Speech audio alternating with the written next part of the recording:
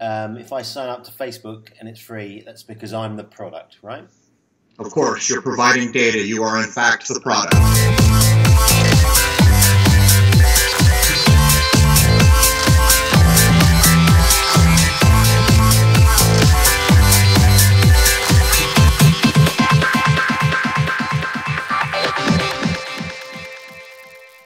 Ladies and gentlemen, welcome to Truth is Stranger Than Fiction. My name is Herschel36, and this is a regular show that I am pushing Crrow to do, let's be honest, because I want to get an update from his weekly podcast that he does on Crrow 777 with Jason Lingram, because there's certain aspects of the conversation that, to be honest with you, I just don't get. And because I'm learning, I've asked him whether he would do this summary show with me, and he, assuming that we're both free, he has agreed to do so. So, Crrow, welcome to the show.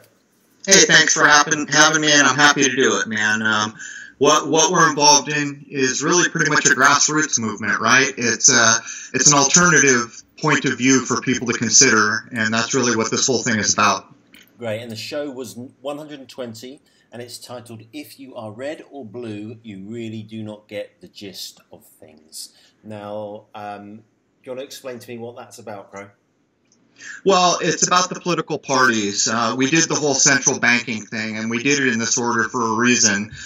We demonstrated certain things about how central banking came to be, and in the course of that, we uncovered how the political parties were designed to be used in the United States as the example. But really, it's no different from any place that has central banking or what's called the civilized world or a first world nation. And actually, there are plenty of smaller nations under the same thumb who simply couldn't defend themselves. Not that the United States defended themselves.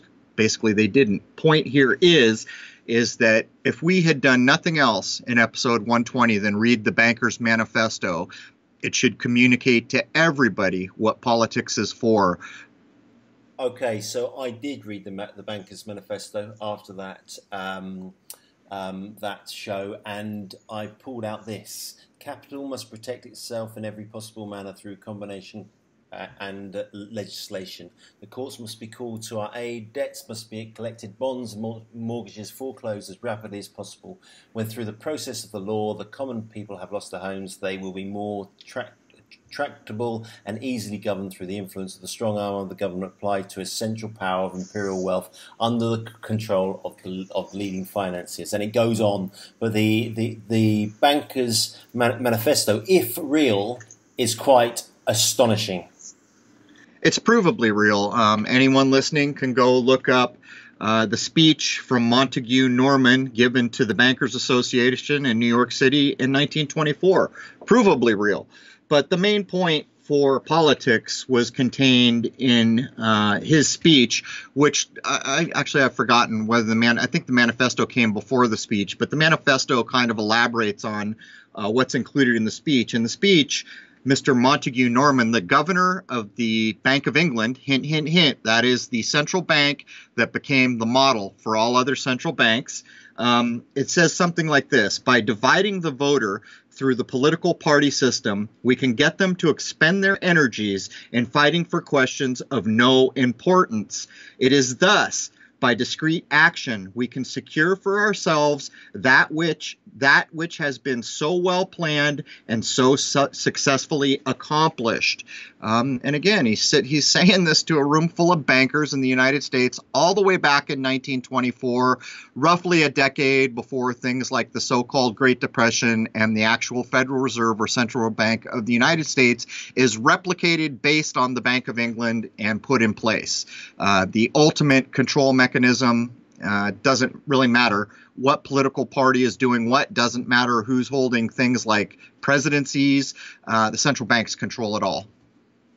It's very interesting that you mentioned the Bank of England, because when you were talking about the Democrats and the Republican parties in the US, you were talking about the two colours, blue and green, and then the symbols that go alongside those two parties that dominate. Red, actually. Sorry, I don't know what I was thinking. Blue and red, you're absolutely right. Please accept my apology. And I was thinking about the English setup, which is the two main parties are the Conservatives and Labour, which is blue and red.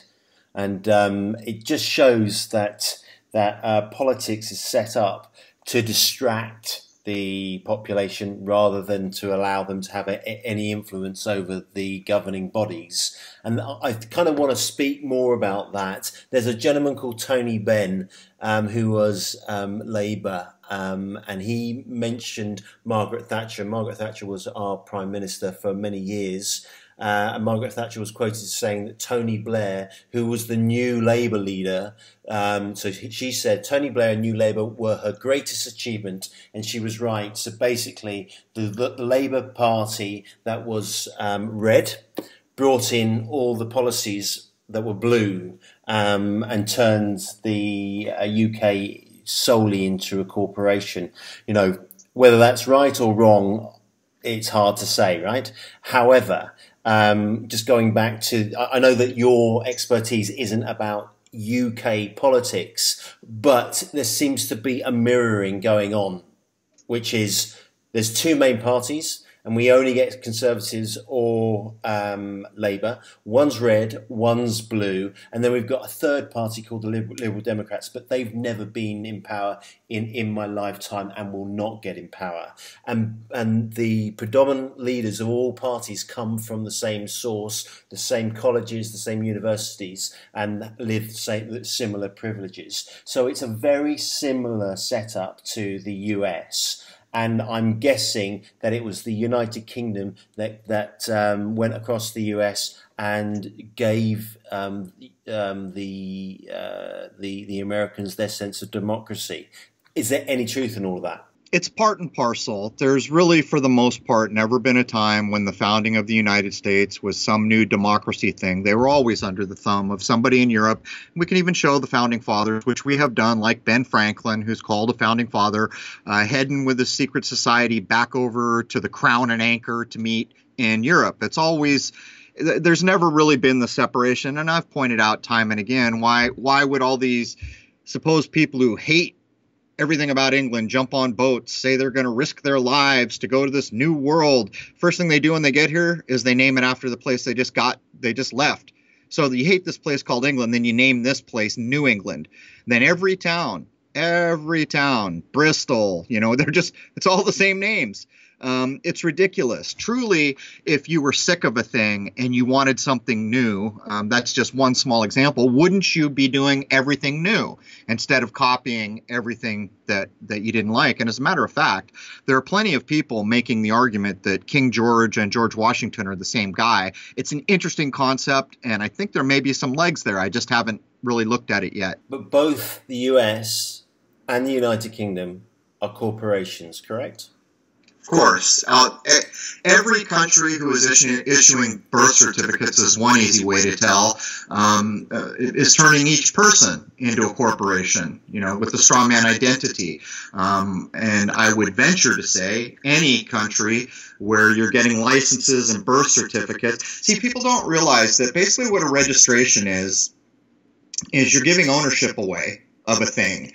And you're getting in return a certificate. You can look these things up in places like Black's Law Dictionary.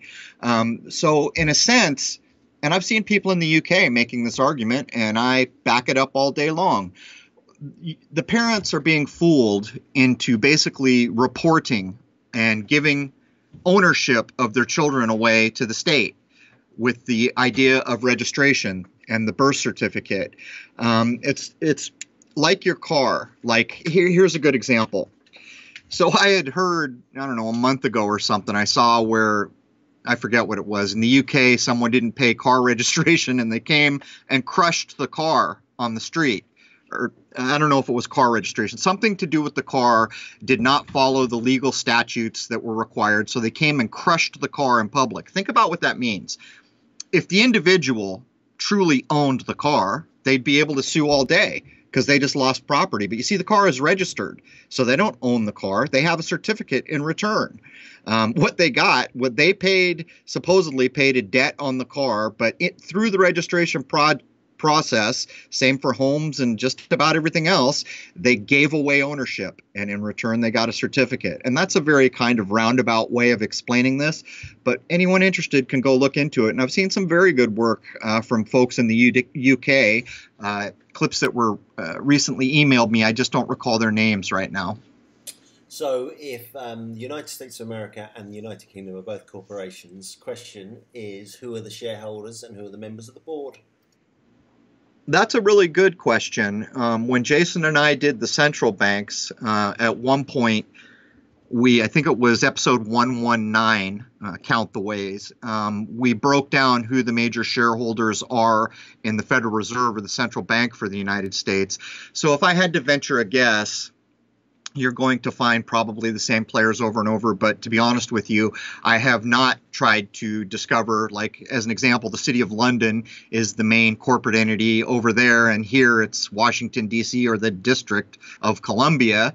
I haven't really tried to track down who the shareholders and directors are, because truly, anyone who knows anything about corporations don't, you see, like when you go to Walmart, as an example, or some big store like Walmart. I don't know if you guys have a thing like that over there, like some big store, like I can't think of one that would be on both countries, but Walmart's like this big purveyor of everything. You know, if you can buy a thing, it's likely at Walmart. So it's a corporation, right? And when you walk through the doors, the average person thinks they're the customer and they're being served. But you see, corporation truly doesn't serve the customer. They appear to be serving the customer. They do give services to the customer, but the ultimate service is directed to the board of directors and the shareholders. Those are the people who ultimately are the arbiters of what a corporation does. Okay, so we can assume, therefore, if you're setting up a business, you would go to the bank. You'd want to, in Spain, you set up something called an SL. You've got to put a certain amount of money into the bank as a holding objective to allow the bank to open up a banking a banking account for you. You can open up a personal account without that, but you've got to go through a certain amount of loopholes to get to the point where you actually have a business. Okay, and so I assume that's the same process for the United Kingdom or America. Therefore, I would assume that ultimately it's the banks who own the corporations. Correct? Well, ultimately, the banks own everything, or control everything at least. But yes, it's another thing to track down where all the registrations are going and these types of things. But as is claimed in the Bankers Manifesto, we don't give a damn who's in charge, who holds political party, who's president, who's queen. We're the central bank. We control the currency. We can do whatever we want. We can control everything. But to get back to your point, in the United States, if you want to go into business, you do have a choice. You don't have to set up a corporation.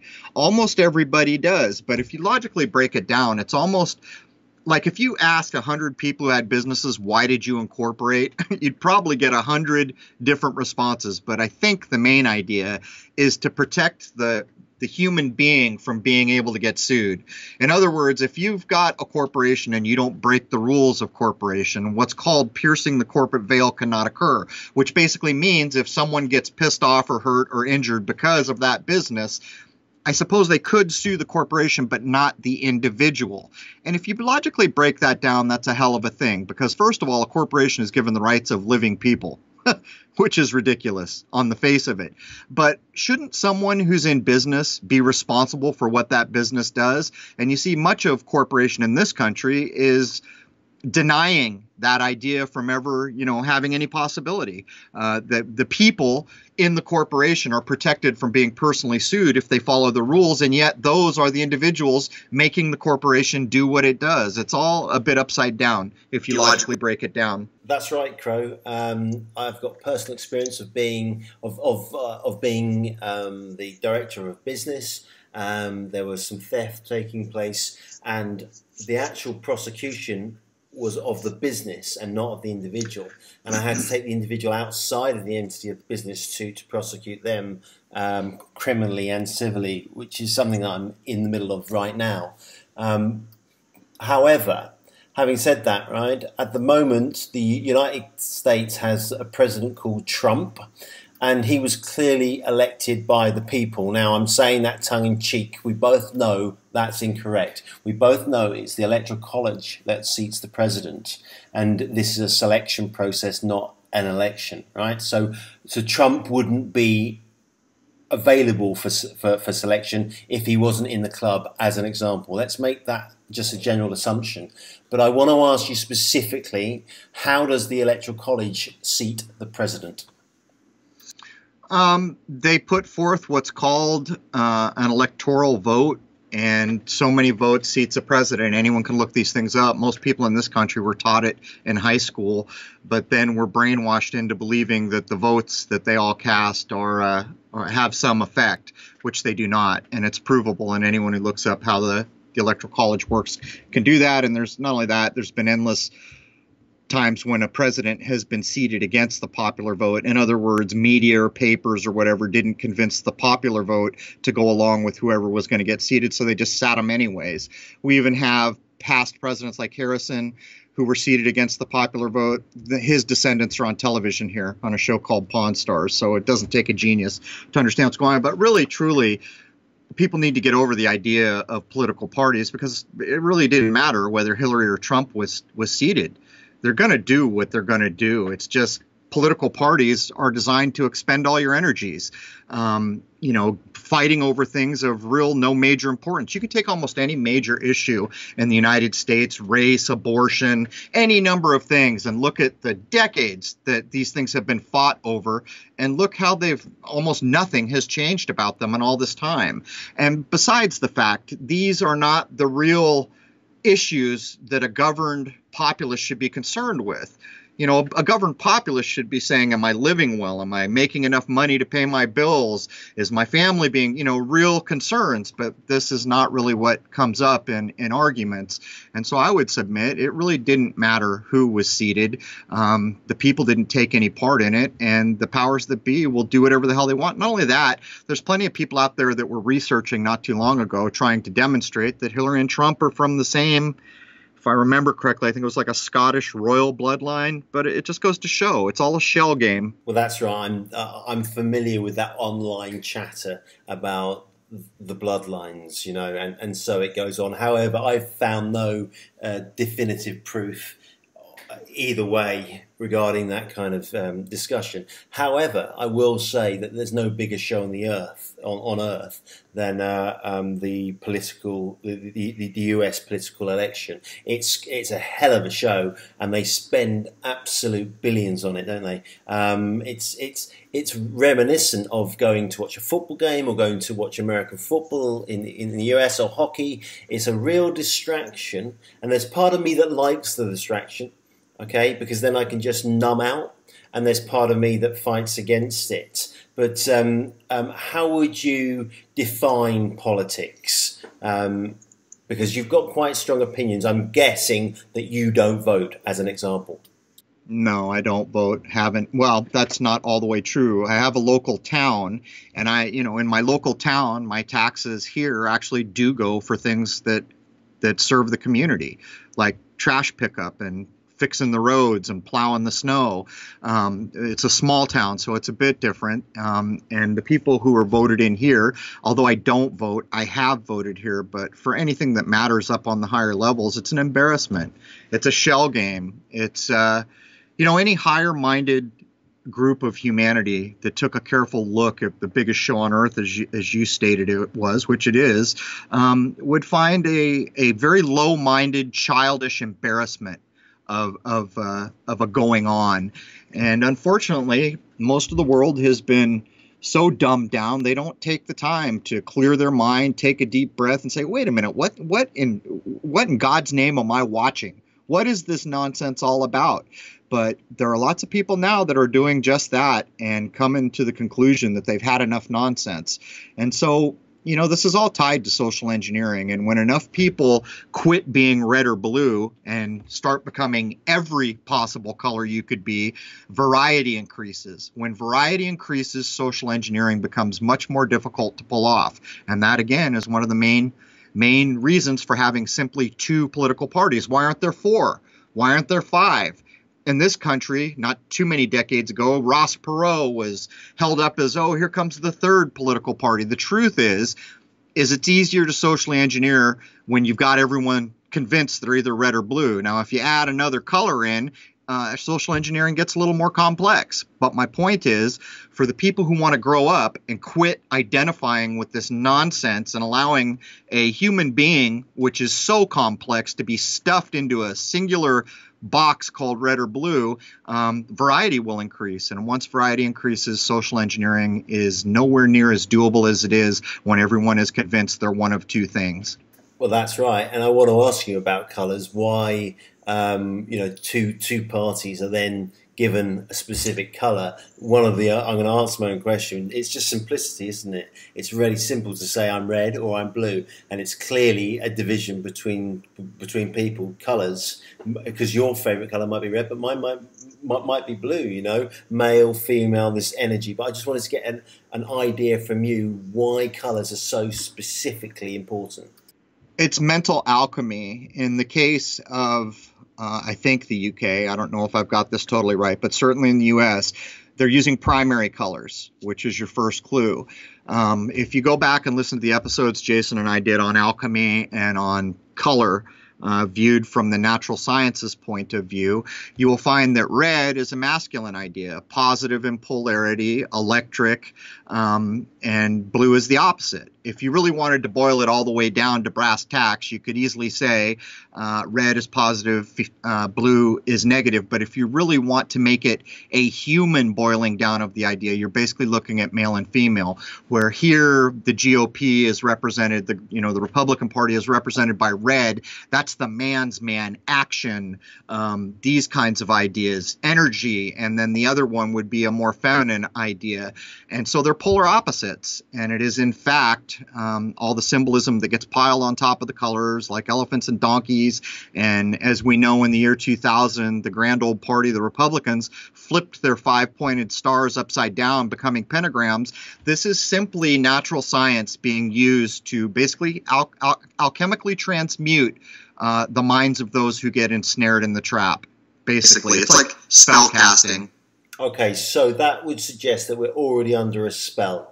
Okay, and then the primary colours are blue, red, and yellow. Is that correct? Yes, if in the real world that is correct. In the modern world, yellow has been substituted for green, which is truly a secondary color. But in the digital world, green serves as a primary. But that's a whole other thing to get into. Okay, and then you mentioned the donkey and the elephant. Can I ask you to go deeper into the significance of those two animals and why they're being used? Well, they're very different animals, aren't they? But anytime you see colors and symbols used, there's the potential for what I'll just call spellcraft.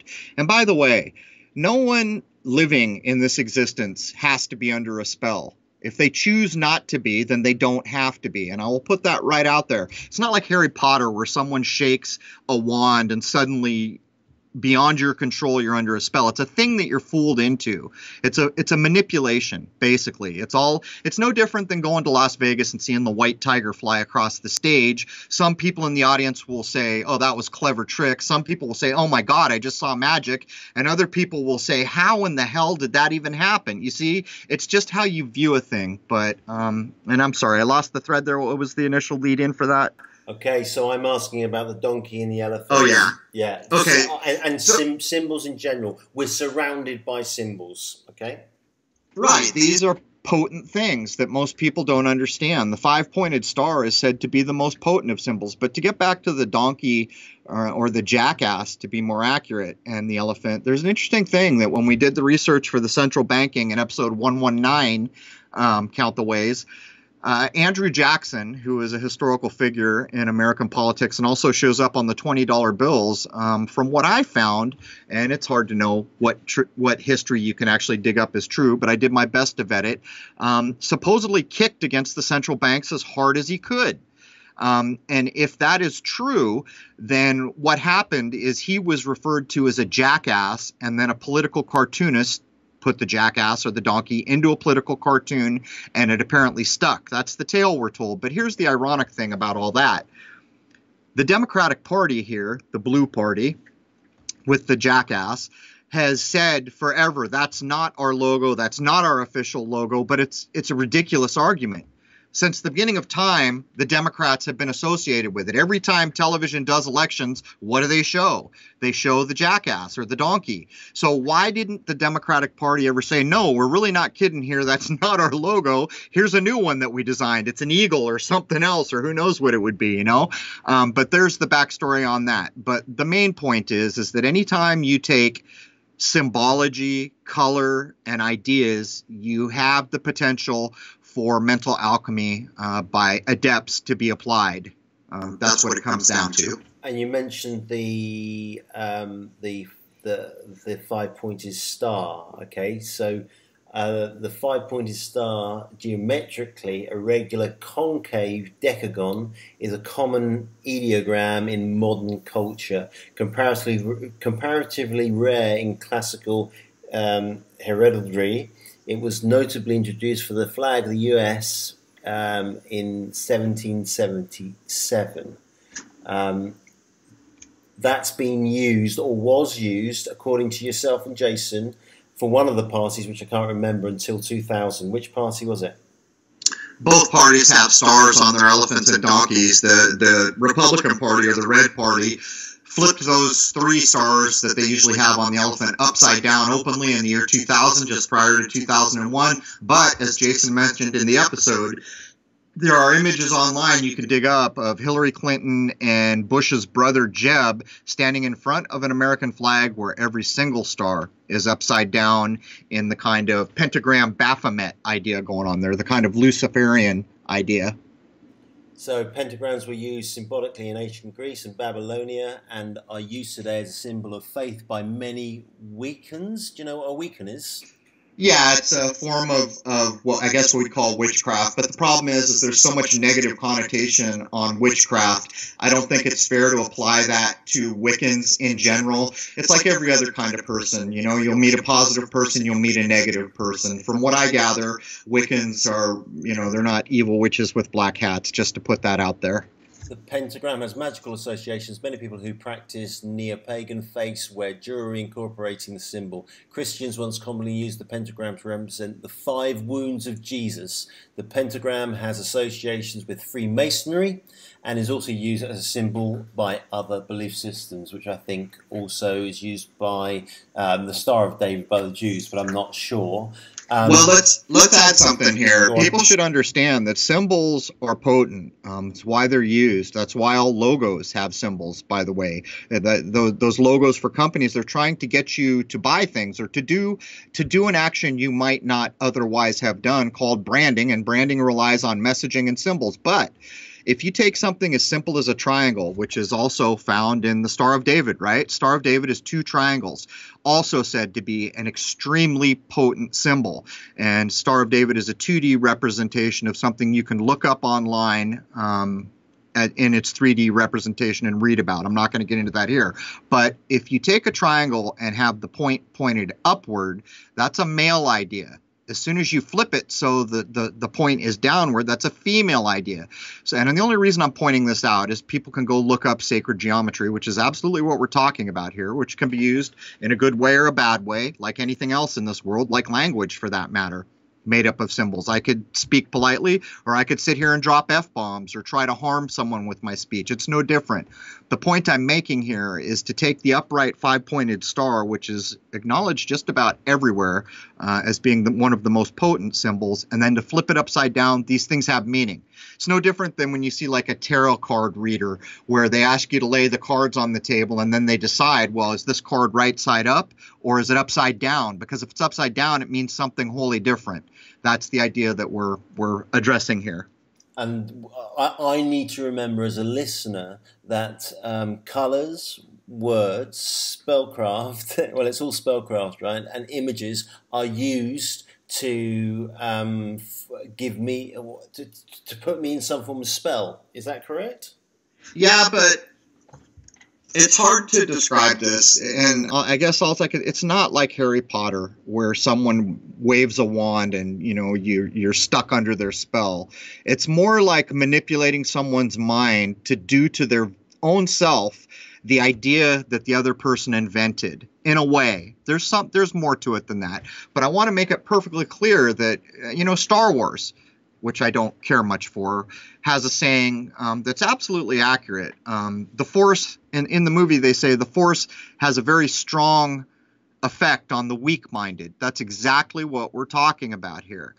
These kind of spellcrafty ideas are useless on a person of strong constitution and high-minded demeanor. You see, I will put that out. And we've mentioned in previous episodes, or you and Jason did, and I picked it up last week, that there are 3 cities amongst others, and I wanted to ask you which other cities there are that are situated within a country but are not actually part of that country. They've got their own rules and regulations, tax systems, police force, etc., etc. And those 3 are the Vatican in Italy, the financial sector, the square mile in the city of London, and then Washington, D.C. Now, in Washington, D.C., we've got the Pentagon, haven't we? Yeah, well, there's more proof in the pudding, so I would ask anyone out there, why in the hell did the most powerful, or supposedly the most powerful military in the world, take all the effort to put their main, headquarters in the shape of a pentagon? There's the 5-pointed star. Well, of course, you've got to understand that things are done for a reason. And I would invite anyone listening, go look up the date of the groundbreaking of the Pentagon and the date of completion. Look at these things, and you'll begin to see a larger picture. But I'm sorry to have interrupted there. No, I just wanted to take some time to look up the date. So the date when the Pentagon started building. So I think you were about to go down the road about what we call city-states, and you mentioned the Vatican, the City of London, yep, and D.C. And, in the banking episode we did, one of the main things you've got to understand is you have this place called the City of London, then the Bank of England is set up there. It's not the first bank in the world by any stretch of the imagination, or the first run at the idea of having money of no value with usury attached to it to control populations. But the point here is, within that private corporation, the City of London, the Bank of England becomes the kind of template that's going to get rolled out for almost every other central bank we'll ever hear of. And of course, many people have pointed out the idea that it's almost like the city of London is like the banking center, where the Vatican was almost like the spiritual center, and then of course DC being viewed as kind of the muscle, the military center. And there's much more to that, but you can see these places are weird. And in the United States, why in the hell would Washington DC, which is not a state, it's a corporation, have a representative, which can't vote, by the way, or last time I looked, couldn't. And I believe they also have some electoral votes. I'm not sure on that. We just covered that at the tail end of the last episode. But my point is how does a open private corporation have any sway on the political doings of the supposed states that are all united? These are very peculiar places, and if people just go look them up and read a bit about them, you'll see that they're unique. And not only that, there's an obelisk in each one of them. Some of those obelisks come from an old Egyptian place called Heliopolis, which of course would be translated into English as City of the Sun. One of those being in, I think it's called St. Peter's Square at the Vatican, which is clearly tracking the sun. It's a sundial. Anyone could go look at the images. I've done clips years ago to show how they're tracking the equinoxes and the solstices there. Okay, an obelisk is a tall, four-sided, narrow, tapering monument which ends in a pyramid-like shape or pyramidion at the top. These were originally called kekuna by their builders, the ancient Egyptians. So how does this, just please explain to me, how does this relate to the sun? Well, it's like a sundial in a way, but there's so much more. I mean, to get into obelisks would really be a whole different show, but maybe we could just simply ask the question, what the hell do stone monuments from ancient Egypt, why did someone take so much effort before even the modern era? So you're using ships and oxes and horses to move these massive things. Why was it so important for them to get their little obelisks in all these cities? In terms of DC, they built a 555-foot one. I guess they couldn't get their own obelisk, so they had to make it. Who knows? that you're right. And in the city of London, I've been in that city many, many times. The statues and the stone carvings, they're everywhere. It's absolutely insane. I just want to come back to the Pentagon. The Pentagon was designed by American architect George Bergstrom, which sounds like a Jewish name to me.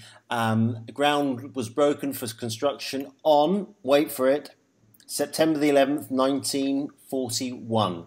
Wait a minute, you can't have that right. Read it again, Dave. Are you sure you got that date right? I think hang on, let me say September the 11th, 1941. And the building was dedicated on January the 15th, 1943, according to Wikipedia, which you can't believe. Go on, tell me. So is there anything there about Harry Potter's wand or anything near that September 11 date? Anything about black magic that you can read? I just want to ask you, right, about September, about the number 9. So much happens in September. Markets go down. Bin Laden flies 2 planes into the Twin Towers. Why? We're going into the autumn equinox. The human being is ready for what? It's sleepy, ready for Christmas. What's going on? It's to do with the sun descending, is it? Every place that matters in this world tracks the sky in a sensible time from years gone by. The seasons used to dictate every facet of life in this world for a good reason. The seasons dictate when we can get our food, when we got to store food, when it's going to be cold and we could all die, when it's going to be super hot. The seasons are the foundation for everything that occurs, whether it's an animal migrating or massive fish spawns or anything to do with life. It is about the seasons, which is tracked through the tracking of the sun, which is what the most powerful organizations in this world have still been doing. But we could spend hours and hours talking about the idea of why September, why 9/11. It is such a complex conversation that I will suffice it to say this.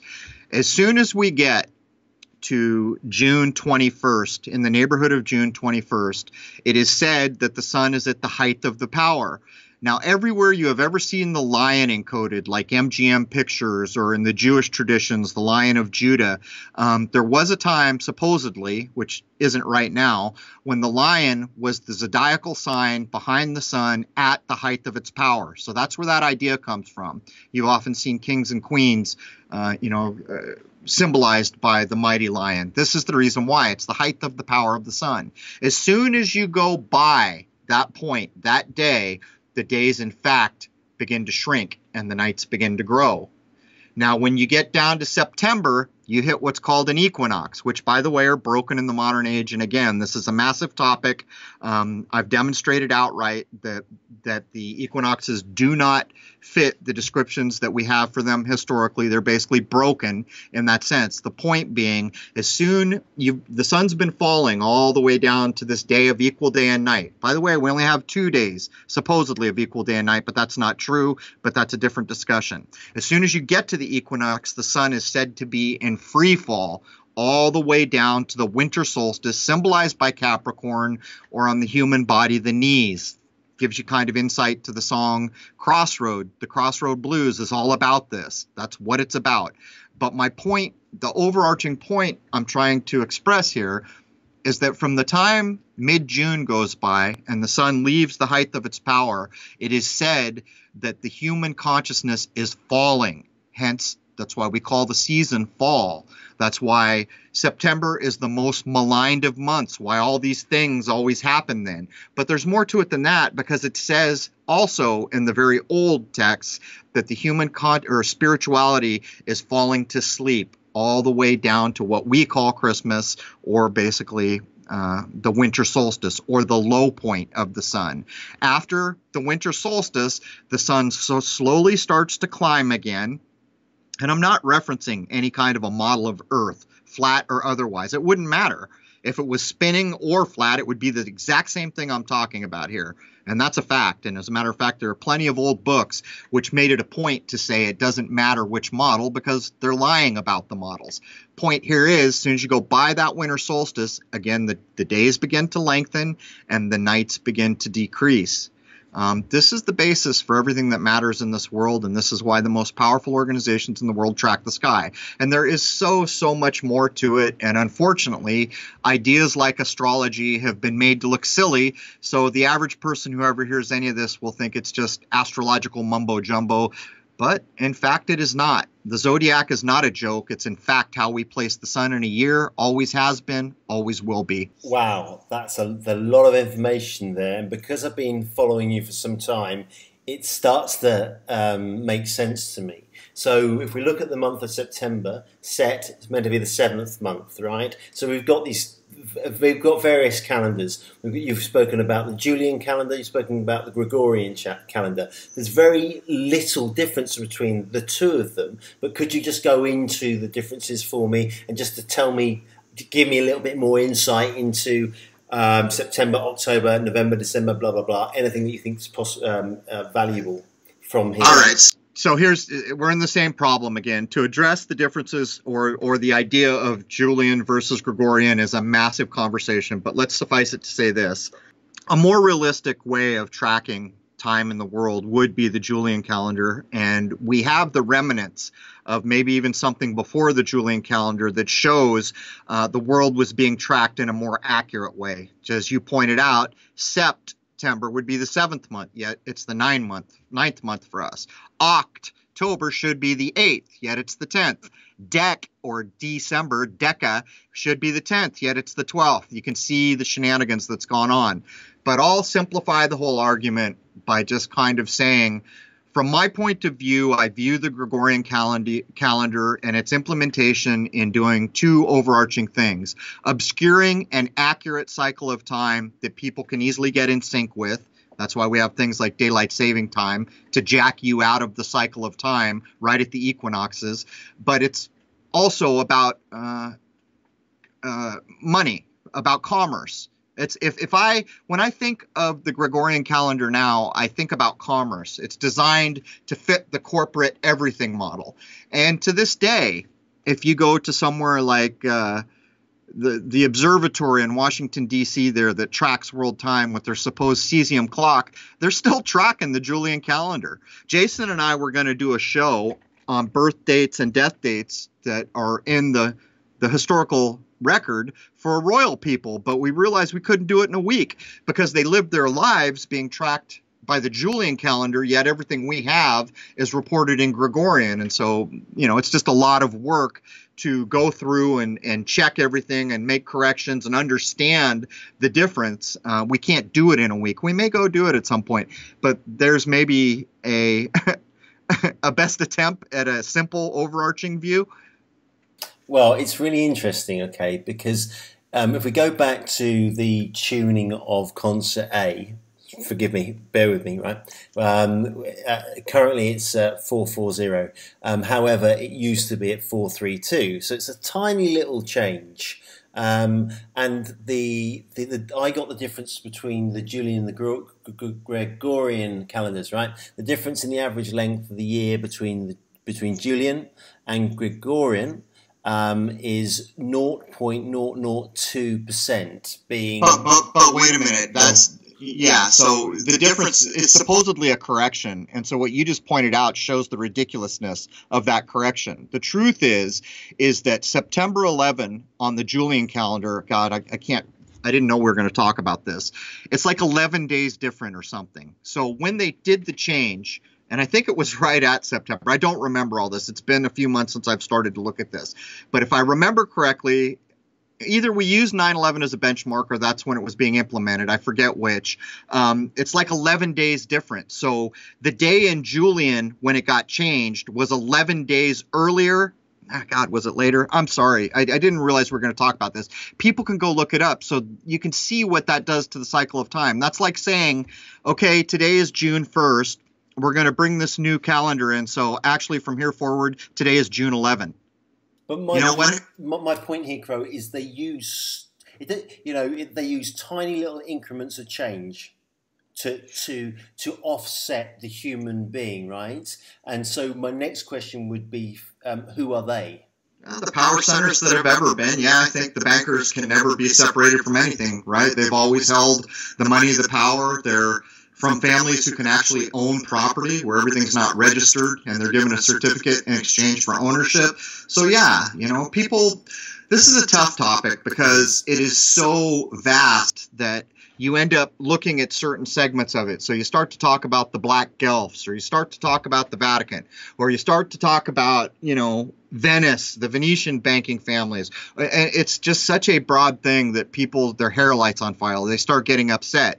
But yeah, it's around the power centers, and the power centers have to do with money. So in an overarching way, yes, there's never going to be a time that I can imagine when the things we're not talking about are not, the things we're referencing are the families who held all the wealth, basically.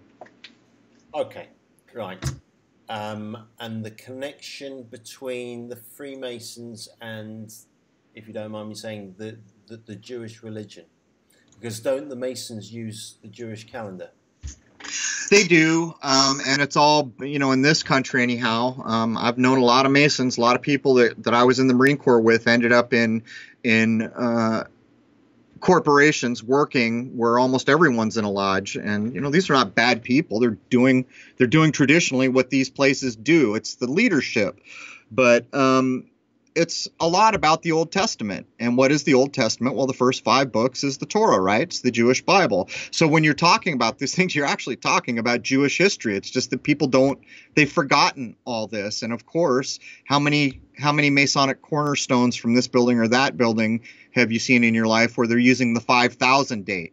The 5000 date is Judaic reckoning of calendar years, and as far as I can tell, it goes back further than any other one, at least that I'm aware of right now. Another thing that really made me slightly puzzled from your last show was when you and Jason were talking about Phoenix, the bird Phoenix, the city in the US. The saying is the Phoenix rising from the ashes. Has this got any link back into the topic of Lucifer?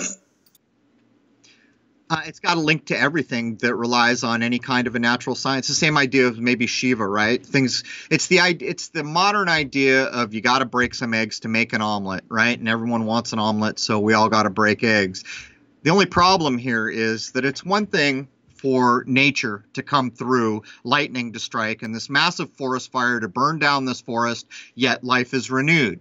But when human beings do it to one another, what it comes down to is they're using the excuse of the natural world to do things to other populations. Well, we had to destroy this because we needed something better. It's done over and over and over. So in my view, the idea of the Phoenix by the control centers is unjustifiable.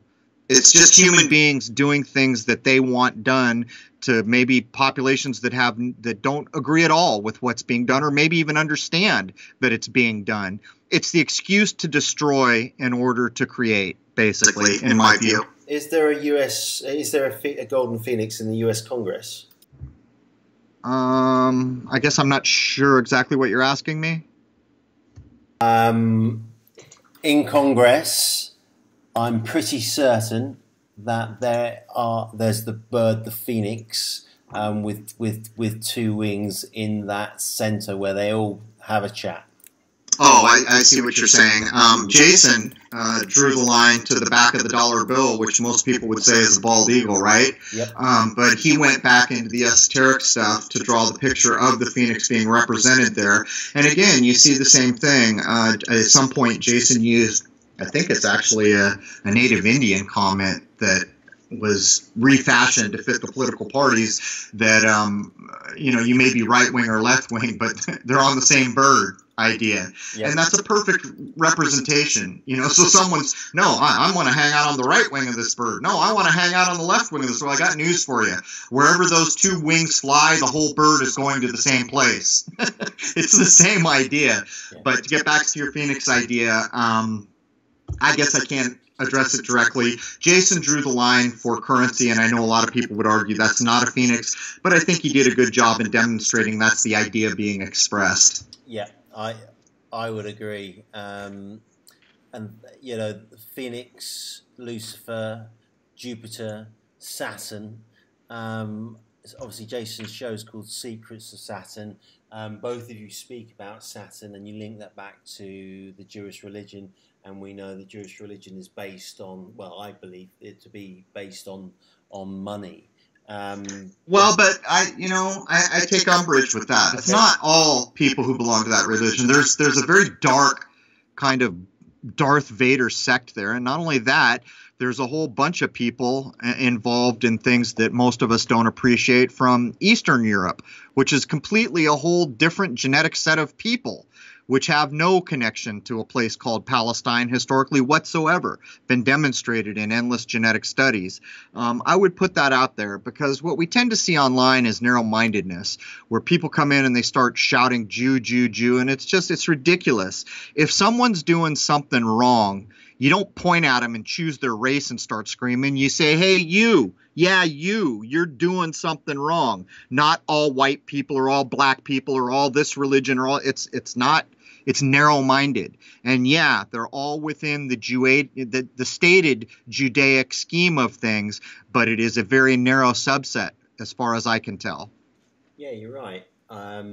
We've been given this anti-Semitic story for a reason. That's right, because it's protection, right? So all the people who want to go around yelling Jew, Jew, Jew, or white, white, white, or black, black, black, they're actually serving the purpose of the people who invented these ideas as cover.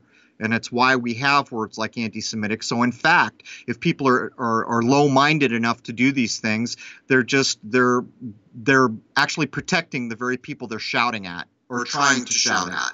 If I want to be a paedophile in secret, where's one of the places I could go and hide out? I could go and become a priest, right?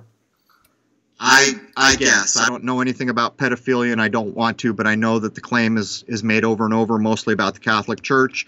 I view most of that as fear porn. The problem being is that it ends up being a contentious point where nothing is ever truly done about it. We used to say, what would happen if a corporation like Walmart had some small child got buggered on aisle 6? How long would that corporation be a corporation? Do you think Walmart would still be a corporation if once every other week or 3 times a year that happened within the aisles of Walmart? And that's what I'm pointing to here. How is it that these organizations have been allowed to keep going on? And I would submit that it's because the people don't demand better. They sit there and yell about this, that, or the other thing.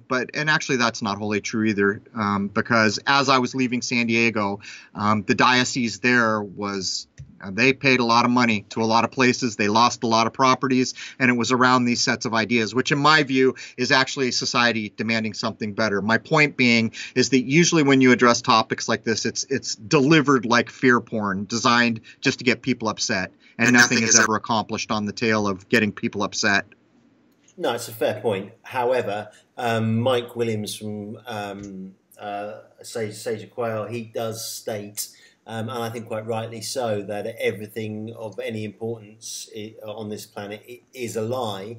And he also goes into the memoirs of Billy Shears. And I wanted to ask you about that as we wrap up this show, because I get the impression that this whole story about William Shepherd, Billy Shears, Paul McCartney is dead, you're not 100% convinced, are you? Well, I know certainly the Paul we started with is not the Paul we have, but I would say that that's probably true of every Beatle. There were doubles for all of them. Paul McCartney seems to be the one that stands out to everyone because it's so blatantly obvious, although I would probably accept that the Ringo that we typically see is the Ringo that we were seeing as a young man, although there were doubles all the way along the way. The problem I have is that the current Sir Paul McCartney, who, by the way, claims to be related to Braveheart, what's the guy's name? William Wallace. He claims to be related to William Wallace and then writes songs like Give Ireland Back to the Irish, and then he accepts a frickin' knighthood from the very place that supposedly caused all that misery. It's all a bit hard to accept. Not only that, the whole thing is encoding numbers and openly flouting 9s and 6s and Satanism at the highest levels of Masonry, and then he has the nuggets to state outright that he's neither satanic or all these other things, which he belongs to. It's all a bit much to take. That book, from my point of view, clearly had to be written by an insider. There's no doubt. But I think a lot of it is currently just what they want us to accept as true for now. Crrow, that's great. It's been a good catch up. You've answered some of the questions. It must be slightly frustrating for you to have to go over some stuff over and over and over again. But it's good. It allows people like me to wake up a little bit more and get a greater understanding. I did ask you in an email many weeks ago, books. You mentioned The Devil's Pulpit to me. You last week you mentioned A Man Without a Country. Who's that author? I can't remember. Oh, I just lifted a quote from that. I think I read that. Jeez. Was I in my 20s? I don't even remember. I don't even know if I read the whole thing. That's Man Without a Country by Kurt Vonnegut. But I lifted a quote from that, so I cited it. In the last episodes, I had just had surgery and I was feeling horrible, so I did actually. It's very rare when I have a single book that can reference a whole heck of a lot of what we cover. But for the central banking, there's a book called A History of Central Banking and the Enslavement of Mankind. It's written by Stephen Mitford Goodson. A lot of good information in there, and a lot of cited information so people can challenge it. Go look up the sources and these types of things. Those are the books that I've mentioned recently. And to address, I don't mind reiterating things, but what anyone listening to these episodes should bear in mind is just because we say something, you don't accept it, you challenge it. And you challenge it with common sense. Almost everything we try to accomplish is backed by common sense thinking. Common sense thinking doesn't guarantee that I will get it right every time or anyone else, but it does guarantee that we're doing the best we can. And doing the best we can, we put out a point of view for you to consider. But before you adopt or accept a point of view, you should absolutely challenge it. And I would urge anyone who does this to bring common sense as your main tool, because that's really what's needed to see through things like nonsense political parties and central banking and these types of things we address. Anyhow, there's all that, man. Yeah, there's a lot of information there. There's a lot of reading to be done, and I and others have a responsibility to double check this information. However, it's good stuff. It's good stuff. And just a quick update on the film, and a quick question: can I put the trailer on the end of this show, please? Sure, you can run the trailer all you like. Jason and I will probably begin some more of the principal photography before too long. We haven't set dates. We have a geography between us, so we will be overcoming that at some point before too long. And again, hopefully in, I don't know, maybe 4 weeks or so, I can lift up safely my telescope without endangering the scope or myself.